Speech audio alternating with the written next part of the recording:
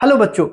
आज के इस वन शॉट वीडियो में हम पढ़ने वाले हैं क्लास 10th साइंस का जो चैप्टर नंबर 11 है, जिसका नाम है विद्युत या इलेक्ट्रिसिटी। से हम सबसे पहले पढ़ेंगे प्रतिरोधकों का संयोजन। हम सभी जानते हैं कि प्रतिरोधों का संयोजन दो प्रकार से होता है।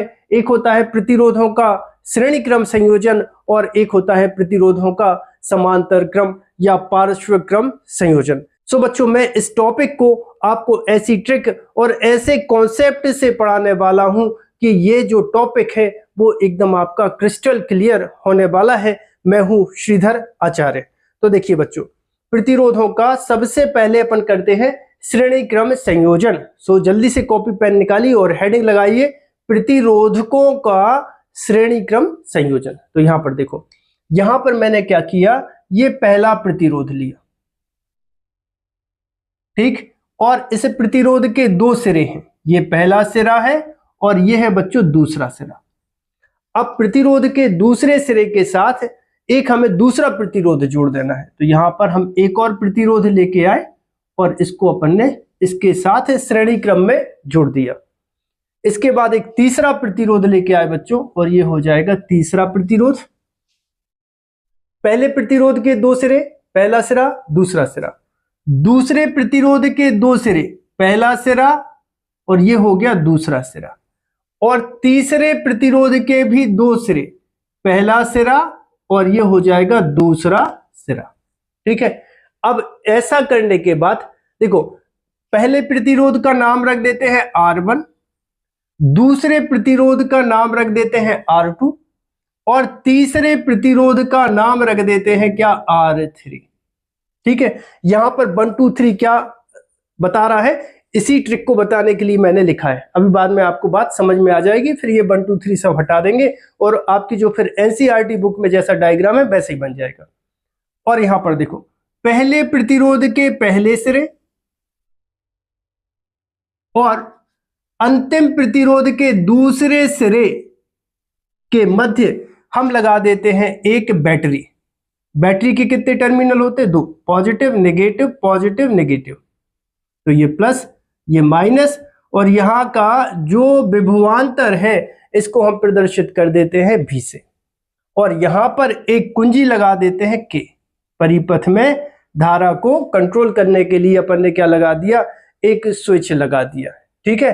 और जैसे ही बच्चों हम स्विच को ऑन करेंगे तो परिपथ में I विद्युत धारा प्रवाहित होगी। अब बच्चों, इस चित्र का तुम्हें क्या करना पड़ेगा, वर्णन करना पड़ेगा, नहीं तो बोर्ड एग्जाम में आपको 1 नंबर नहीं मिलेगा। आपको डेरिवेशन भी इसका करना है और चित्र में ये जो तुमने बनाया है इसकी तुम्हें थ्योरी भी लिखनी पड़ेगी।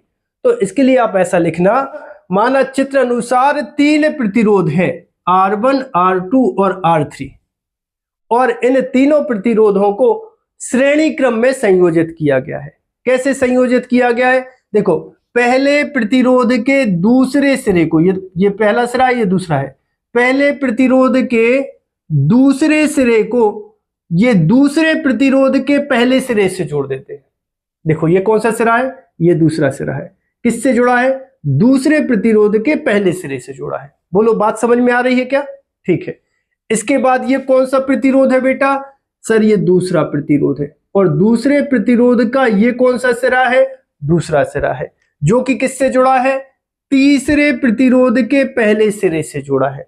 और इसी प्रकार से अन्य प्रतिरोधों को भी आवश्यकता अनुसार जोड़ते जाते हैं। जैसी अपन को जरूरत होगी वैसे प्रतिरोध अपन जोड़ देते हैं। तो देखो, इसकी थ्योरी आपको समझ में आ गई कि नहीं? ओके। अब इसके बाद बच्चों, यहां पर देखो, ये जो विद्युत धारा है ये विभाजित नहीं होगी। क्यों? क्योंकि यहां से एक वायर गया है और वही वायर यहां पे आके समाप्त हो गया है। मतलब कहीं पे भी दो तार नहीं है। देखो, जैसे यहां पर ये धारा आ रही है, अगर एक वायर यहां गया होता, एक वायर ऐसा गया होता, तो ये जो करंट I आ रहा था ये दो भागों में बढ़ जाता। बात समझ गए? लेकिन यहां पे तो ऐसा है नहीं, यहां पे तो एक ही वायर ऐसा ऐसा ऐसा आया है, तो करंट का जो मान है वो चेंज नहीं होगा। बात समझो, यहां से अगर मान लो पाइपलाइन है और उसमें पानी बह रहा है, एक पाइप ऐसा गया, एक पाइप ऐसा गया, तो पानी विभाजित हो जाता। उसी प्रकार से यहां से ये जो करंट आई आया है, ये करंट पूरे परिपथ में क्या लगाएगा, चक्कर लगाएगा, लेकिन धारा का मान परिवर्तित नहीं होगा। बोलो क्लियर है क्या? तो जो विद्युत धारा आई है वो R1 में से भी प्रवाहित होगी, R2 में भी प्रवाहित होगी और R3 में भी क्या होगी, प्रवाहित होगी। अब चूंकि यहां पर तुम प्रतिरोध देख रहे हो, ठीक है, अगर प्रतिरोधों के बीच में, यहां देखो ये प्रतिरोध जो तुम्हें दिख रहा है R1, अगर प्रतिरोध R1 के सिरों के बीच में जब हम वोल्ट मीटर से विभव का मापन करेंगे तो हम देखते हैं कि इसका मान अपन को अलग मिल रहा है, इसका मान अपन को अलग मिल रहा है कितना, V1। अभी 2 मिनट में समझा रहा हूं यहां पर V1 क्यों लिखा है। और यहां का जो विभवांतर है वो कितना है, V2। इसका R2 प्रतिरोध जो है उसका विभवांतर कितना है, V2। और जो R3 प्रतिरोध है इसका जो विभवांतर है वो कितना है, V3 है। भाई देखो हमने एक्सपेरिमेंट किया, जैसे ये है एक प्रतिरोध और यहां पर हमने क्या लगा दी, एक बैटरी लगा दी। अब यहां से यहां कितना विभवांतर आया है तो इसका मापन करने के लिए यहां पे अपन क्या लगा दें, इसके साथ हम लगा दें एक वोल्ट मीटर लगा दें। क्या लगा दें, एक वोल्ट मीटर लगा दें। तो ये जो वोल्ट मीटर है इसके विभवांतर को प्रदर्शित कर देगा। तो जैसे ही अपन ने देखा कि यहां पर अगर अपन ने वोल्ट मीटर लगाया तो इसका विभवांतर अलग आ रहा था, इसका विभवांतर अलग आ रहा था, इसका विभवांतर अलग आ रहा था। फिर लास्ट में अपन ने क्या किया, एक पॉइंट ये लिया और एक पॉइंट ये लिया। इन दोनों पॉइंट के बीच में, इन दोनों पॉइंट के बीच में, जैसे इसको अपन ए बोल दें और इसको बी बोल दें, ए और बी के बीच में जैसे ही अपन ने वोल्ट मीटर लगाया तो इसका जो विभवांतर है वो बैटरी के विभवांतर के बराबर मिल रहा है। वैसे भी एक बात और समझो, यहां पर एक बात और समझो भाई, प्रतिरोध जो है, प्रतिरोध का काम ही है वोल्टेज को खाना। वोल्टेज माने विभवांतर, प्रतिरोध का काम ही है विभवांतर को ड्रॉप करना, खाना, उसी का तो बिल आता है।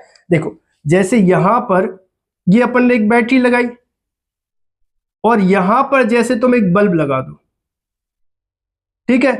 अब यहां से जैसे ही वोल्टेज जो आएगा तो ये जो बल्ब है ये विभवांतर को क्या करेगा, ड्रॉप करेगा, मतलब विभवांतर खाएगा, उसी को तो बिजली का बिल आता है। भाई तुम बिजली का बिल क्यों आता है, भाई पंखा चल रहा है, पंखा चल रहा है तो पंखा क्यों चल रहा है, क्योंकि उसने पोटेंशियल को क्या कर दिया, ड्रॉप कर लिया, पोटेंशियल का यूज कर लिया। ट्यूबलाइट जल रही है, ट्यूबलाइट क्या करेगी, वोल्टेज को क्या करेगी, ड्रॉप करेगी। तो उसी प्रकार से यहां से जो भी विभवांतर आ रहा है उस विभवांतर भी का V1 पार्ट ये प्रतिरोध R1 उपयोग करेगा, ये जो R2 है V2 पार्ट का क्या करेगा, यूज करेगा, और R3 है यहाँ पे विभवांतर कितना मिल रहा है, V3 मिल रहा। और इसको अपन ने विभिन्न प्रकार का जो उपकरण है, जैसे अपन ने वोल्ट मीटर बताया, उससे अपन ने मापन भी कर लिया। तो यहाँ मिल गया V1, यहाँ मिल गया V2 और यहाँ मिल गया V3। और जब पॉइंट A और B के बीच में विभवांतर का मापन किया तो वो अपन को बैटरी के विभवांतर के बराबर मिला। बोलो क्लियर है क्या बात? ओके। तो इसे संयोजन का अगर तुम कुल विभवांतर लिखो, ठीक है, इसे संयोजन, इसे संयोजन का कुल विभवांतर, कुल विभवांतर, बोलो बबुआ कितना होगा, कुल विभवांतर कितना दे रहे, भी दे रहे थे, और यहां पर ए और बी के बीच में भी कितना है, भी, जो कि कितने पार्ट में डिवाइड हो रहा है, V1, V2 और V3 की। तो यहां पर कितना आ जाएगा, V1 प्लस कितना आ जाएगा, V2 और प्लस आ जाएगा V3, और इसको दिया समीकरण नंबर 1। ठीक है, अगर आप यहां तक आ गए हैं इसका मतलब यह है कि वीडियो आपको ठीक लग रहा है, वीडियो आपको अच्छा लग रहा है, और आपको बताने के लिए वीडियो पर क्या करना है, एक आपको लाइक कर देना है। ठीक है, यही आपकी क्या है, गुरु दक्षिणा है। और आप चाहो तो एक प्यारा सा कमेंट छोड़ दीजिए। ठीक है, सो यहां पर एजुकेशन मिलती है फ्री ऑफ कॉस्ट, आपसे एक पैसा नहीं चाहिए। ठीक है, बस मोटिवेट करने के लिए आपको क्या करना है, वीडियो को एक लाइक और एक प्यारा सा कमेंट कर देना है। तो यहां पर कुल विभवांतर कितना लगाया भी, जो कि अपना 3 पार्ट में डिवाइड हो गया है।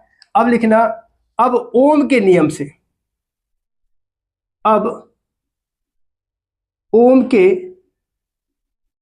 नियमानुसार, ओम के नियमानुसार, ओम का नियम बेटा क्या होता है, V बराबर आई आर, V बराबर आई आर। तो इसको आपको याद रखने का तरीका यह है, तारक मेहता, तो बच्चों इसको याद रखने का तरीका यह है कि आपने तारक मेहता का उल्टा चश्मा देखा होगा, उसमें बबीता के हस्बैंड का क्या नाम है, अय्यर, अय्यर, ऐसे आप याद रख लेना। आई मतलब हो जाएगा धारा, आर मतलब हो जाएगा प्रतिरोध, और भी मतलब क्या है, प्रतिरोध के सिरों के बीच लगाया गया विभवांतर। तो बच्चों ये सूत्र जब हम पहले प्रतिरोध पर लगाते हैं, यहां पर ये देखो, ये कौन सा प्रतिरोध था, पहले प्रतिरोध, तो यहां पर लिखना प्रथम प्रतिरोध के सिरों के बीच उत्पन्न विभवांतर, उत्पन्न विभवांतर, ठीक है। तो क्या बोलेंगे इसको अपन, V1, ठीक है, इसको क्या बोलेंगे अपन, V1 इक्वल, धारा तो डिवाइड हो नहीं रही तो धारा I, फिर प्रतिरोध कितना है R1, तो यहां पे आ जाएगा R1, तो यहां बन जाएगा V1 बराबर I R1। इसके बाद आपको दूसरा प्रतिरोध दिख रहा होगा, तो यहां पर लिखना दूसरे प्रतिरोध के सिरों के बीच उत्पन्न विभवांतर, तो यहां पर क्या लिखोगे, V2 बराबर IR2, ठीक। इसके बाद आपको एक तीसरा प्रतिरोध दिख रहा है, तो यहां पर लिखना इसी तरह तीसरे प्रतिरोध के सिरों के बीच उत्पन्न विभवांतर, तो इसको लिख देना V3 बराबर कितना हो जाएगा, IR3 हो जाएगा। अब बच्चों ये V1, V2 और V3 के मान समीकरण नंबर 1 में रख दो, तो यहां पर लिखना V1, V2 और V3 के मान समीकरण 1 में रखने पर, तो V बराबर, V1 का मान कितना है बेटा, IR1, तो यहां पर लिख देना IR1 प्लस, फिर कितना है V2, तो V2 का मान कितना है IR2, तो यहां पर लिख देना IR2 प्लस, अब यहां पर देखो V3, सो V3 का मान कितना है IR3, तो यहां पर लिखना IR3, ठीक है। सो वीडियो को पॉज करके इतना जल्दी से बच्चों नोट कर लीजिए।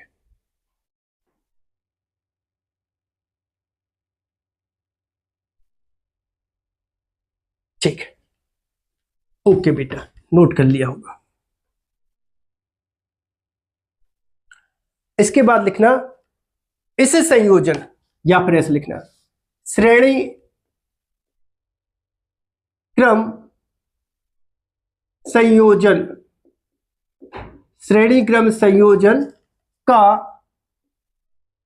तुल्य प्रतिरोध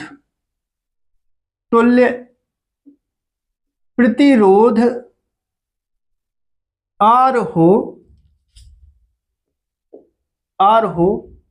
तो देखो इन सभी का अपन को एक जो तुल्य प्रतिरोध मिला है ना, सबका अलग अलग जो था, इसका R1 था, इसका R2 था, इसका R3 था, तो अगर इसका अपन ऐसा तुल्य प्रतिरोध R माने तो ये R हो जाएगा, और यहां पर तुल्य प्रतिरोध का जो विभवांतर है वो कितना है, तुल्य विभवांतर कितना है, बैटरी के विभवांतर के बराबर है भी, और तुल्य धारा कितनी बह रही, I, ठीक है। तब ओम के नियम से, तब ओम का नियम से क्या होगा, V बराबर होगा IR, ठीक है। तीनों की अलग अलग जो स्ट्रेंथ थी उनको मिला के जो अपन ने एक प्रतिरोध बनाया वो कितना मिला, R, धारा मिली I, विभवांतर कितना V, तब ओम का नियम क्या होता है, V इक्वल IR। ये समीकरण नंबर इसको दे देना, इसको दे देना समीकरण नंबर 2 और इसको देना समीकरण नंबर 3 और यहां पर लिखना समीकरण 2 व समीकरण 3 से। तो कितना होगा, देखो यहां पर भी है तो भी का मान कितना है अय्यर, तो यहां पे आ जाएगा आई, फिर आ जाएगा आर बराबर यहां पे है कितना IR1 प्लस हो जाएगा IR2 प्लस हो जाएगा IR3। अब बच्चों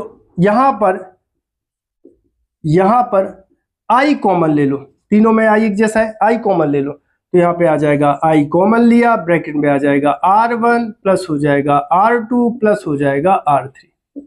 अब यहां पर देखो बेटा,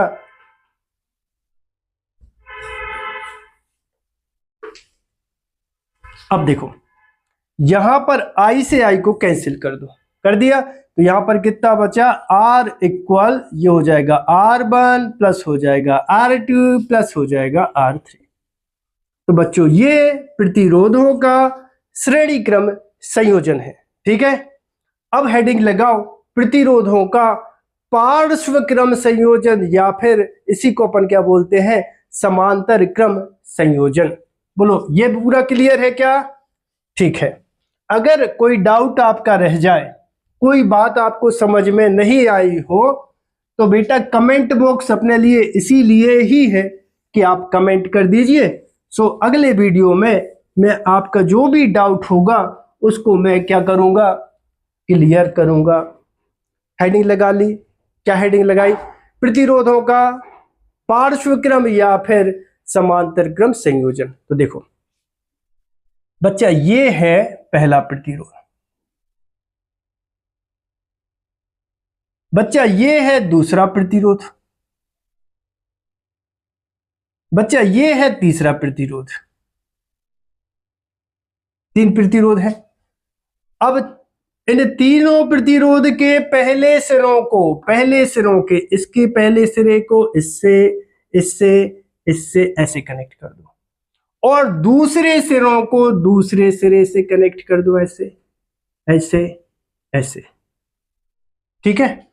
और इसके बाद बच्चों इस कॉम्बिनेशन को एक बैटरी से कनेक्ट कर दो, एक सेल से कनेक्ट कर दो। यहां पे देखो ये बड़ा वाला डंडा पॉजिटिव, छोटा वाला नेगेटिव, ठीक है।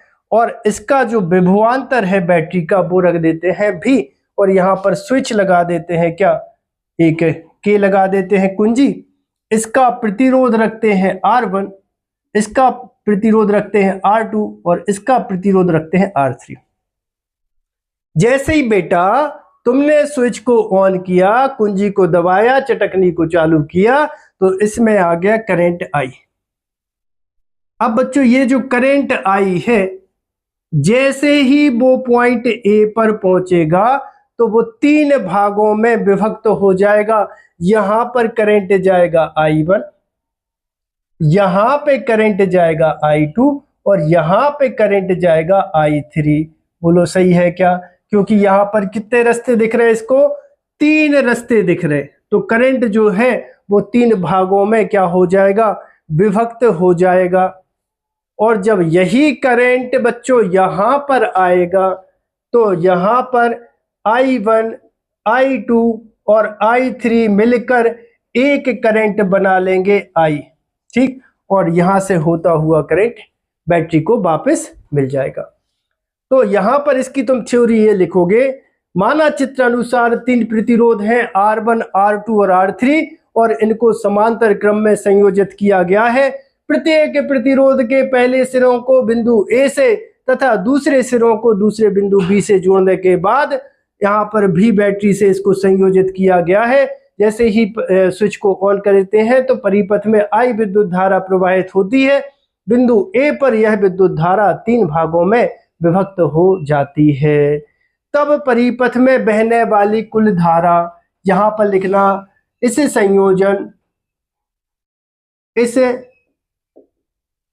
संयोजन में प्रवाहित प्रवाहित कुल धारा या कुल विद्युत धारा। कुल विद्युत धारा बच्चा क्या लगाई अपन ने, आई। ये देखो आई विद्युत धारा आ रही है जो कि 3 भागों में बट गई, I1 plus I2 plus I3, समीकरण नंबर 1। अब बच्चों इस पॉइंट को नाम दे देना B, इस पॉइंट को नाम दे देना B। अब देखो प्रथम प्रतिरोध के सिरों के बीच में विभवांतर जैसे तुमसे पूछे कि कितना होगा तो क्या बोलोगे। अगर यहां से यहां के बीच में अगर हम एक वोल्ट मीटर लगाएं तो हमें देखेंगे कि इसका विभवांतर जो है वो बैटरी के विभवांतर के बराबर है। और अच्छे से समझाता हूं, देखो बिल्कुल ध्यान से सुनना यार, शर्त यही ध्यान से सुनना। प्रतिरोध देखो, प्रतिरोध R1 देखो, प्रतिरोध R1 का कनेक्शन किससे है सर, A से है। प्रतिरोध R1 का कनेक्शन किससे है, B से है। मतलब प्रतिरोध R1 के दोनों सिरे A और B से जुड़े हैं, ध्यान से सुनना। और A और B के बीच में क्या लगी है, बैटरी, जिसका विभवांतर कितना है V। तो A और B के बीच में भी विभवांतर कितना होगा बोलो, A और B के बीच में विभवांतर कितना होगा सर, V होगा। R2 देखो, R2 किससे जुड़ा है बेटा, A और B से। R2 देखो किससे जुड़ा है, A और B से। A और B किससे जुड़ा है, बैटरी से। बैटरी का विभवांतर कितना है, बैटरी का विभवांतर है V। तो R2 का भी विभवांतर कितना होगा, V होगा। R3 देखो, R3 A और B से जुड़ा है, बैटरी का विभवांतर V है। मतलब तीनों प्रतिरोधों में जो विभवांतर होगा बेटा, जो विभवांतर होगा वो कितना होगा, V के बराबर होगा। तीनों प्रतिरोधों में विभवांतर बैटरी के विभवांतर के बराबर होगा, मतलब विभव चेंज नहीं होगा। याद रखना, जब प्रतिरोधों को समांतर क्रम में संयोजित किया जाता है या पार्श्व क्रम में संयोजित किया जाता है तो सभी प्रतिरोधों का विभवांतर भी ही रहता है, जबकि धारा 3 भागों में बट जाती है। जब श्रेणी क्रम में संयोजित करोगे तो प्रत्येक प्रतिरोध के सिरों के बीच विभवांतर अलग अलग रहता है, लेकिन सभी प्रतिरोधों में धारा एक समान प्रवाहित तो होती है। अब यहां पर देखो, प्रथम प्रतिरोध में धारा, प्रथम प्रतिरोध, ठीक है, प्रतिरोध का शॉर्ट लिख रहा हूं। प्रथम प्रतिरोध में बहने वाली धारा,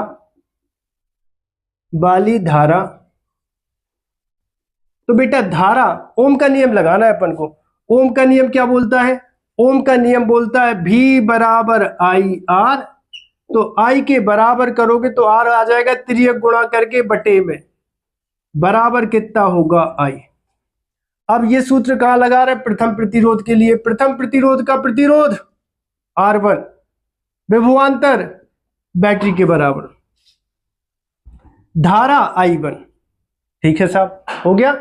अब यही सूत्र दूसरे प्रतिरोध के लिए लगाओ, तो यहां पर लिखना दूसरे प्रतिरोध के लिए V बटे R2 बराबर I2। बोलो सही है क्या।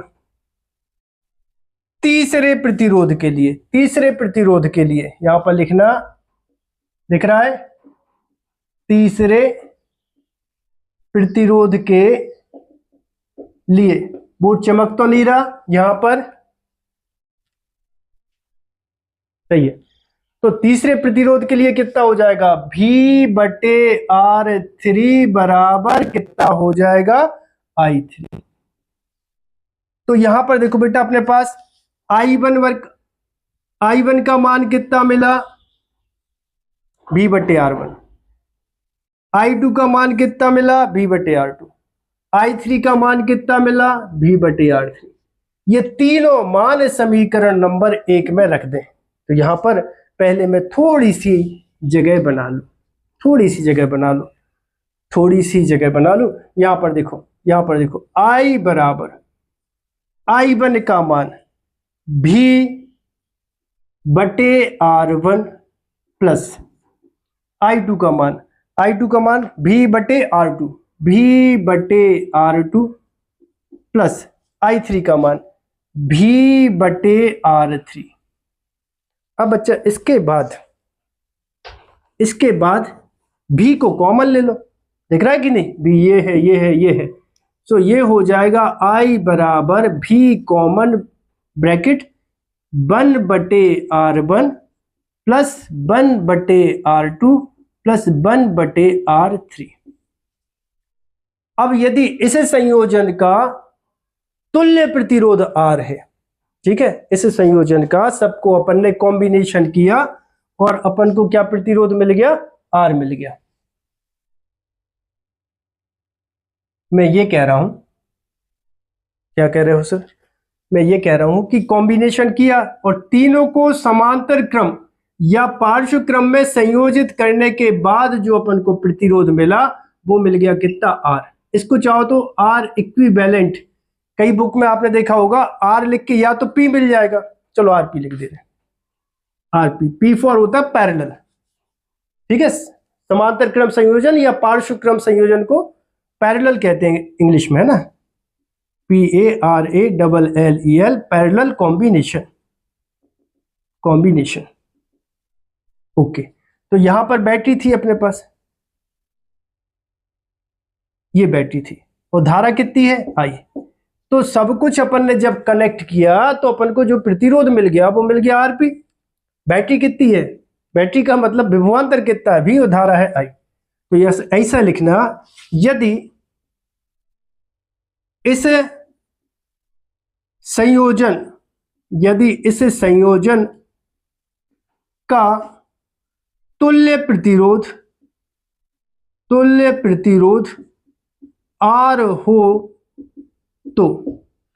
तो बेटा I इक्वल करोगे कितना आ जाएगा, V/R, दोनों को बराबर कर दो, तब ये हो जाएगा I का मान कितना हो गया, V/R, रख दो यहाँ पे V/R, I का मान V/R, I का मान V/R बराबर कितना है, V है, ब्रैकेट कितना हो जाएगा, 1/R1, यहां से ये हटा दो, 1/R1, 1/R2, 1/R3, ठीक है। अब यहां से देखो, V से V को उड़ा दो, मतलब कैंसिल कर दो, तब फाइनल